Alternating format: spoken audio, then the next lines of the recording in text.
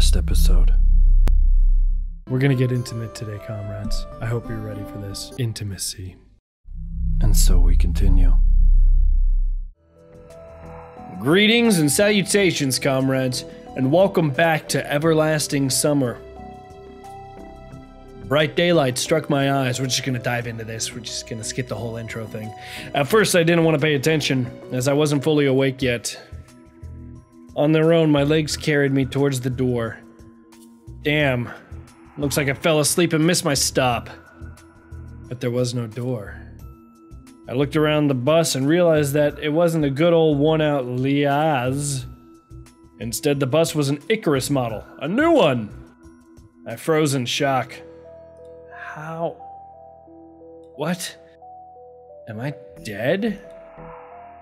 Have I been kidnapped? No, I must be dead. I patted myself down feverishly, slapped myself painfully in the face a few times, banged my forehead on the back of one of the bus seats. It's clear. Either I'm still alive or you can still feel pain when you're dead. But how could this happen? Maybe I slept for too long and ended up at the bus depot. And then what? Did they put me onto another bus? I rushed out and took a look around. Greenery wherever I looked, tall grass on the roadside, trees, flowers. I recognized this statue. Summer. But how? It was winter just a moment ago. My head was aching unbearably, as if it was going to explode. Slowly, I began to remember. How you skipped an entire season?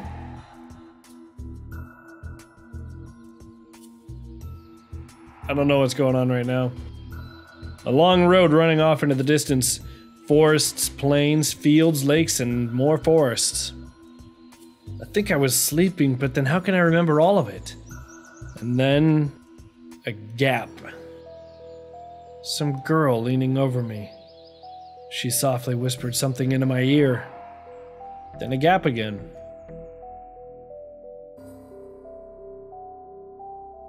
And then I woke up here. Who was that strange girl? Or was she just a dream? For some reason, thinking about her made me feel better and calmed me down a little. Because boobs! I felt warmth all over. Because boobs! Coming from the inside. Because of blood rushing, because of boobs! Could it be her who brought me here? Then I need to find her! And the best place to look for her is away from here. I rushed to the left, then to the right, then stopped, hesitating over where to go.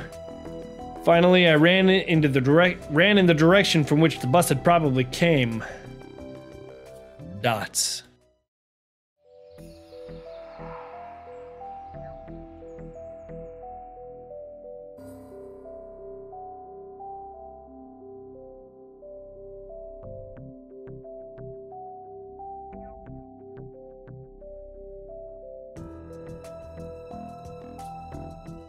Where on earth is the driver? I cautiously sat down on the curb beside the bus and started to wait. My patience didn't last long. My anxiety seemed to have reached its peak and I started to go slightly mad. In such a situation, anyone would have probably felt something similar. Aliens and parallel universes were gone from my imagination, leaving only void and darkness. Is this how everything will end? How my life will end? You could just turn around and go through the gates. But I wanted to do so much. There were so many things that I had no time for yet.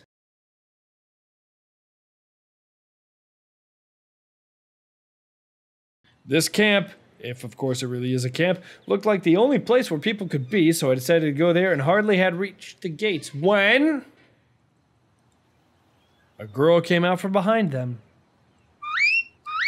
wearing a pioneer uniform. Is that, Shibara? I think that's what I called her. Chewbacca! My logic didn't let me down this time. Then again, a pioneer uniform in the 21st century. And then again, a girl here. I froze, unable to take a step. I felt very much like running away. Running as far away as I could from this place, far from this bus, gates, statues, and far from this bloody bird with its siesta. Yeah, but we know how far you can make it. It was like 20 feet, dog. Don't waste your breath. Running, becoming a pulsar ray, and turning into vestigial radiation. Not even Superman did that, dog. Setting your expectations a little high considering you ran 20 feet. Meanwhile, the girl came closer and smiled. I could not help but notice her beauty, even though I was trembling with fear.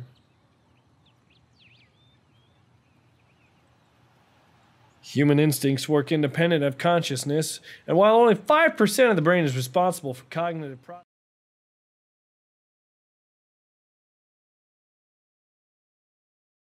Hi, you must have just arrived. I will reply. Yeah. All right, then welcome. She smiled broadly. Strange, it looked as if I had just a normal girl in front of me. I shouldn't have returned here. The woods and fields seemed better. Dude! Come on! First and foremost, human. Second, boob. What shall I do next? Try to speak with her as if she was a human? A little bit more and the poor pioneer girl would be splattered with the gruesome contents of my skull.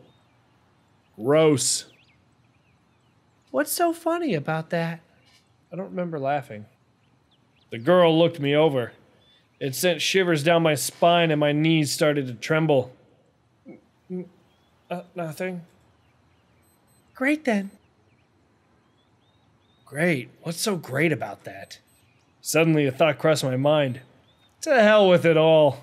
Forget about the bus behind me, the fact that it was winter yesterday and summer today. I wanted to rip off my itchy sweater and just accept that all this is actually happening.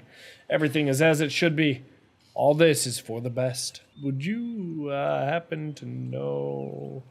You should go to our camp leader. She'll tell you everything. Like why you just walked into a harem. You go straight ahead to the square, then turn left. You'll see several small cabins. She pointed at the gates as if I knew what was behind them.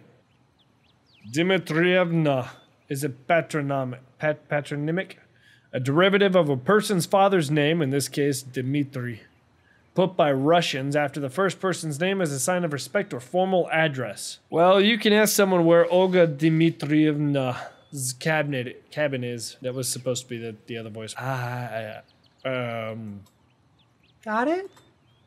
Of course I didn't. Well, I've got to go now. The girl waved her hand at me and disappeared through the gates. It seemed as if to her, I was something ordinary. And all this show with the bus and the travels while awake or asleep were traveling only to me, while everything here is just the way it is supposed to be. Camp leader, pioneer uniform. What, are they doing a historical reenactment here? I hope I won't find Lenin standing atop an armored car in this square. Dark. But even that would not surprise me right now. After standing alone for a while, I headed into the camp. A mere 50 meters ahead, a small one-story house popped up on the left side. The sign near the door said clubs. I was about to come closer when the door suddenly opened and a short girl wearing a pioneer uniform came out. Her pretty face gave me the impression of one suffering for the fate of the whole mankind with a truly universal sorrow. As soon as she saw me, the girl froze as if frightened. It's a guy! I froze too, considering what was the best to do. To approach first or wait until she showed some initiative. Or maybe run away after all. Suddenly, somebody jumped out of the nearby bushes.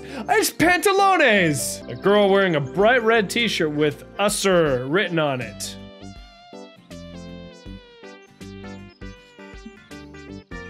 Y'all see CCCR, right? Such a perfect reproduction of the age. She looked quite short from a distance and was probably younger than both pioneer girls. The one at the gates and this girl at the door of the clubs. At last I decided to come closer, but Pantalones, as I called her in my mind, and to all of you, jumped towards the first girl and started telling her something while wildly waving her arms. The other girl, in turn, seemed confused and lowered her gaze, remaining silent. I would have probably continued to observe their amusing dialogue, but Pantalones suddenly pulled something out of her pocket, it's a rocket, and started waving it in front of the first girl's face. This something turned out to be a grasshopper. That was a supersonic squee. The first girl squealed.